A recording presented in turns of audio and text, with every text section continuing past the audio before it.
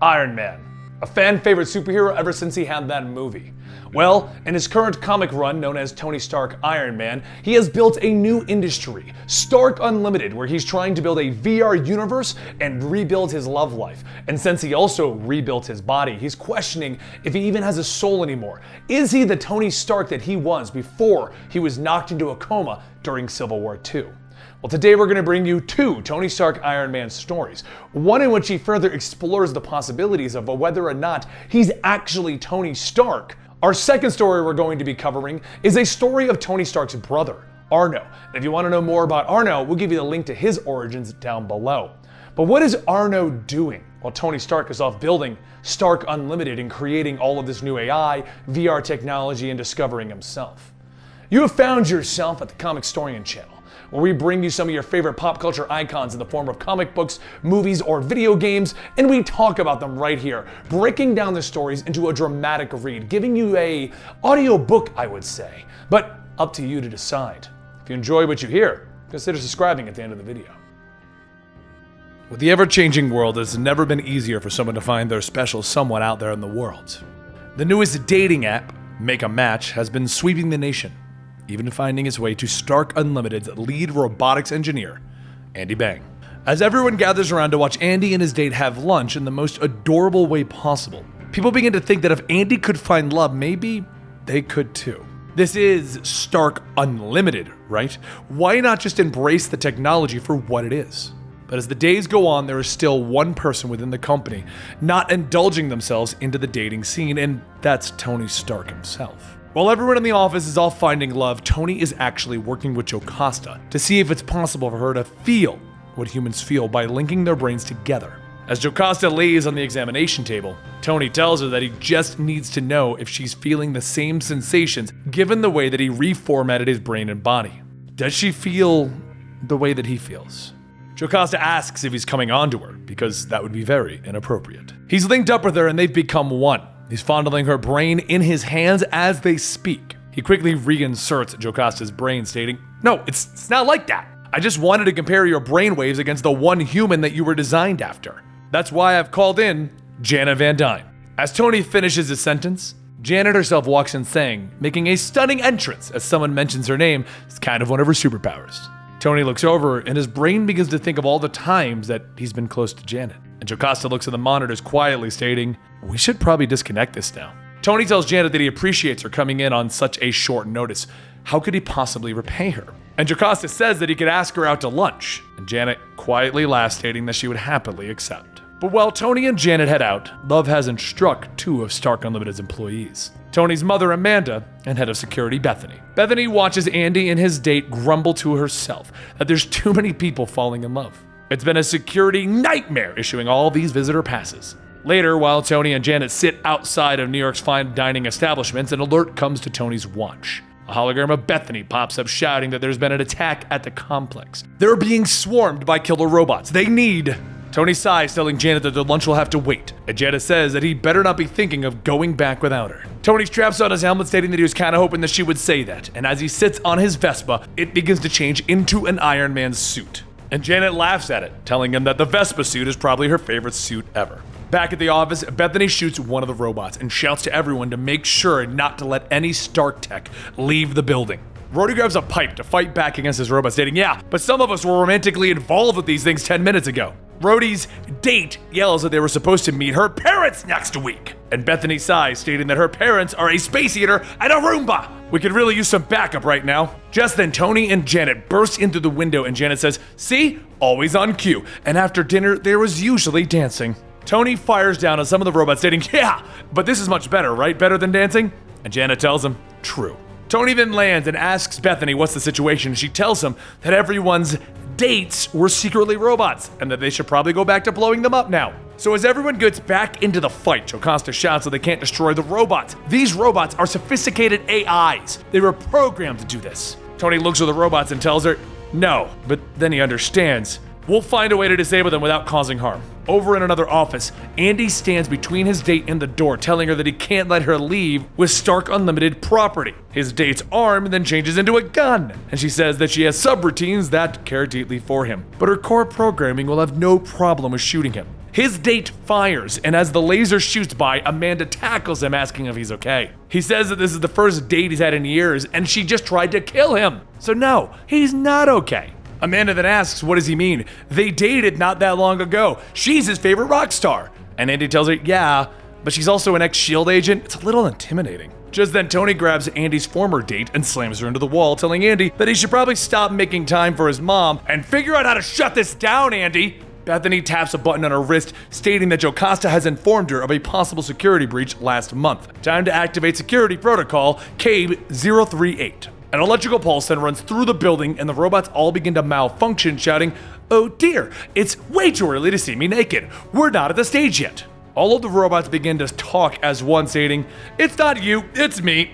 And Tony tells everyone that it's time for them to break up some dates. As everyone gets back into the fight, Andy shouts, "That's it. They're doing everything at the same time, disguising themselves, arming themselves, only one strategy at a time. That would mean that their fighting is a hive mind structure." Tony laughs, stating, "Yeah, so the drones are taking orders from a higher intelligence. That's also a dating app. Yeah, I got an idea for this." A few seconds later, the higher intelligence receives a notification that there's been an influx of new profiles, all because of one user that logged on. Tony Stark made a dating profile on this app. While everyone across the world begins to send their dating requests to Tony Stark, the man himself, the make-a-match servers begin to overload and the robots all begin to shut down. Bethany then asks, "Did he just..." And Janet tells him, "Yeah. Tony Stark just saved the world with one of his sexy headshots." Later that night, the news interviews Sunset Bane of Banetronics to find out why their dating app went crazy. Sunset tells them that as of right now, Banetronics has to shut down the app, but they believe that their matchmaker system was corrupted by a rogue artificial intelligence. They should start to take these terrible events as a wake-up call to have tighter regulations on AI. The story changed, and the reporter says that in related news, Tony Stark confirms that his online dating profile has been taken down. "Sorry, ladies and gents, regrettably, seems I'm off the market." Janet says, "Regrettably?" And Tony says, "Uh-oh, am I in trouble? Should I be armoring up?" Janet laughs, telling him, "Don't worry, I won't sting you." And Tony kisses her, telling her, "It's too late. I've already been stung." And now it's time for a slightly creepier story. As the red and yellow Stark helicopter touches down on the Singapore helipad, doctors rush out to greet Mr. Stark, letting him know that the patient is ready for him. A man steps off, stating, "Please, Mr. Stark was my father. You can call me Arno." For those of you who may just be joining us, Arno is Tony Stark's biological brother, one who was in an iron lung practically, restricted in his movements until recently. We have that story down below.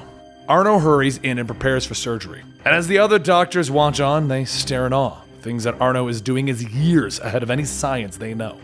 A short while later, at Jaden Ong's room, Jaden looks at his discolored arm and says that this is not his arm. Arno looks at the charts, telling him it is now. The donor's arm was fresh, right length, and she had the proper muscle tone and dexterity for what he really needs. This is far more important to him than any other measure of compatibility, correct? Jaden raises his new arm and wiggles his finger, stating, "I'm actually doing it. Shouldn't this take months of therapy or something?" And Arno tells him, "Not with my procedure. Now, give this violin a go. I didn't come halfway across the world to save your arm. I came here to save your music. So play." Arno Stark can seem like a rash man, but people see him as a miracle worker. Developing a strain of wheat that can grow in the desert, cleaning the lakes with artificially engineered bacteria that only attacks man-made garbage. But lately, Arno has become bored with some of his requests. That is, until he gets a message from Montana. Wayne Butterfield runs a guilt-free beef farm, breeding genetically engineered livestock that are killed humanely. Problem is, the cattle have recently taken a bad turn and they're losing bulls every day, and their best minds can't figure out why. Arno asks how many heads of cattle are they talking about, and Wayne tells him that that's the thing. It'd be easier if he just showed him. Arno stares at the images and says, "Oh, you have my full attention now." The next morning, Arno looks at the headless cattle and watches them graze, stating that it is astounding. Wayne tells him, "Yep, genetically engineered to have no brain, no feelings, no personality, no sense of self. Just walking hunks of meat. Helps the customer sleep easy knowing that there's no animals that were harmed to put a grade A steak on their plates." Arno tells him that it's a creative solution, but not a perfect one, right? Or else you wouldn't have called me in. What's the problem? Suddenly, one of the bulls groans loudly and it begins to convulse and jump around. One of the ranch hands shocks the bull, and Wayne says that with every new litter, there's one mutation. One bull that just acts out for no discernible reason. After the bull is shocked and put down, Arno asks, "You mind if I study that?" While everyone gathers around the bull, the other bulls begin to stare.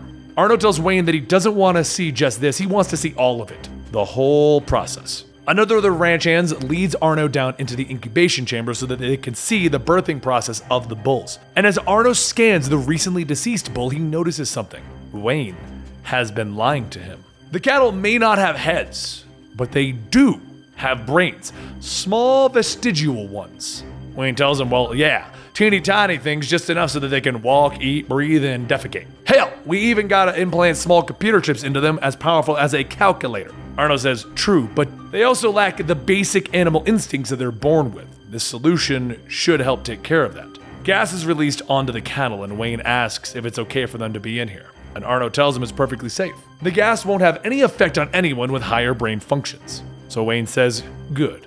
Been a long day and I could go for a bite. A short while later at dinner, steak is served. But before Arno sits to eat, something crosses his mind. These cattle, they shouldn't feel pain. So why would the cattle prods work on them? Wayne tucks his napkin into his collar, telling him, well, they sure feel pain. They just don't understand it. They don't think like they do. Arno quietly says, not the way they... What if it's all they do?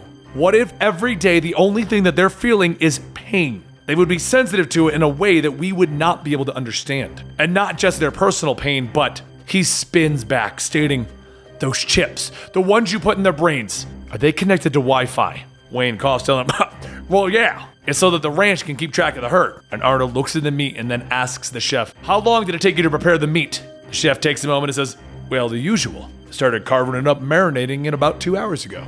Arno thinks back to when the bull was put down and says, oh no.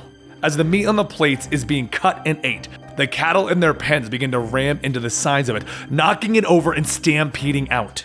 Back at the dinner table, Arno feels the tremors, and he tells them, I have made a grave error. With the cattle connected, these creatures have higher brain functions as a herd. What you're feeling is not a quake, it's a stampede. The cattle come bursting through the walls and they begin to trample on the people. And Arno says, these cattle are getting revenge on everyone who's been eating their meat. They know. Wayne backs up shouting, think of something.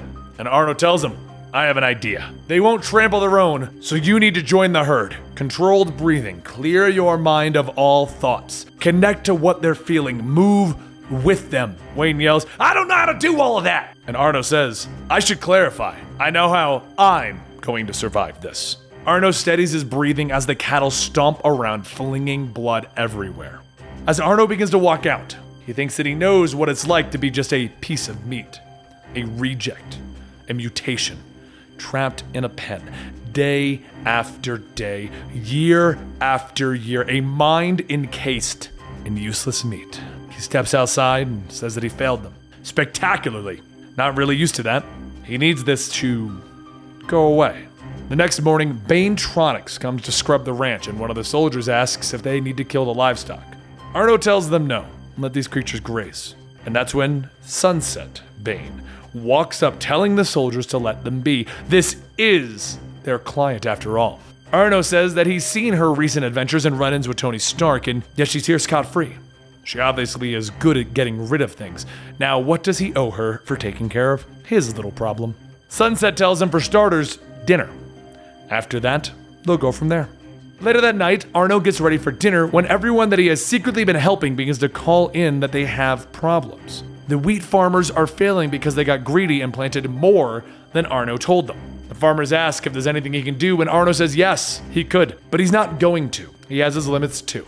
The next screen pops up and Jaden says that he has to do something. The arm is writing on its own. It's stating things like, where am I? Why did you do this to me? Make it stop. Arno tells him no, and he asks, did you ever wonder where I got that donor from at just the right time? Her name was Hannah. She was in the other car that you ran into while texting. My advice, let Hannah's flesh be heard. Play. So Jaden begins to play his violin, and Arno sits down for dinner, telling Sunset that he's sorry for the wait. Now, let us toast to the future of Sunset and Arno.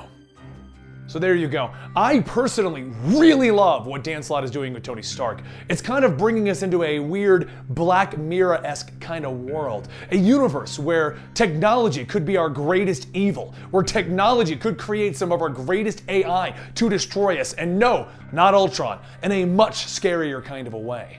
If you want to know more about the Tony Stark Iron Man run, then subscribe to our channel. As we're getting closer to Avengers Endgame, I plan on bringing you more Tony Stark, Spider-Man, Hulk, Winter Soldier, 4 of my favorite Marvel superheroes, right here for you at the Comicstorian channel.